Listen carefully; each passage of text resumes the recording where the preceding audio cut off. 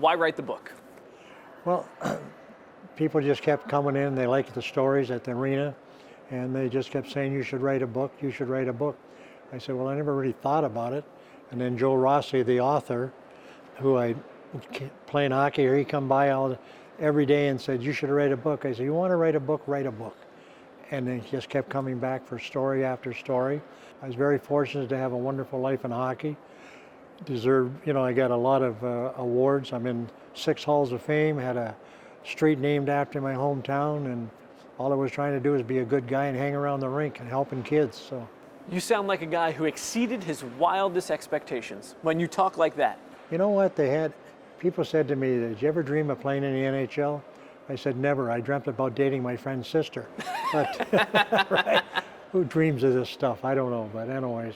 No, I've had a great life, and Long Island's really been good to me.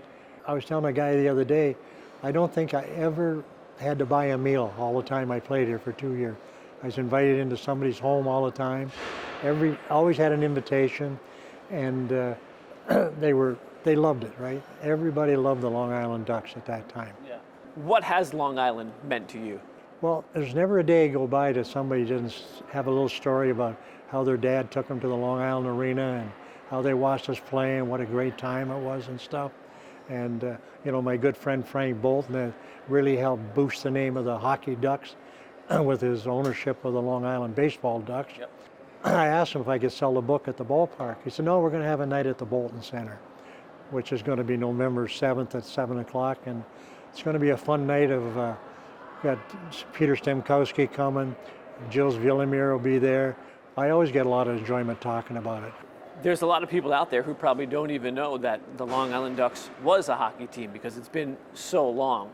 How much are you a shepherd of the stories then to make sure people know there was a professional hockey team here? Yeah, well, I guess, I don't know. I mean, I talk about it all the time, and like I said, there's never a day somebody doesn't go by and wave at me and, when I was a kid, my dad took me to the arena. And we had a lot of kids that played youth hockey there, right? Richie Hansen, who ended up the first player from Long Island to play for the Islanders, and Jimmy Fabich that played about 250 games in the National Hockey League. Long Island's developed some really good hockey players through that building when they were kids, right? And high school hockey grew, and we had the Suffolk Ducks, and I take very big pride in that. And the jersey still fits. For the record, everybody watching, jersey still fits. Well, there's no equipment under it, I can tell you, but it's tight. Technicalities. When you put that jersey on, what memories come back? Well, it's funny, because this jersey belonged to Russ McClanahan, who was a great Long Island Duck for many years. Russ and I played together in Indianapolis for 2 years, and Al Barron, who owned the Ducks, had his electrical business out in Patchogue, and the only jersey he ever kept was mine in his office. When I went to get it, he wouldn't sell it to me, he wouldn't give it to me, and I don't know where it ever disappeared to. So if anybody's got number 12, I'd love to have it. When you look back, what is the Ducks' impact on sports on Long Island? Well, I would say that we created it. We created the passion for kids wanting to be a hockey player.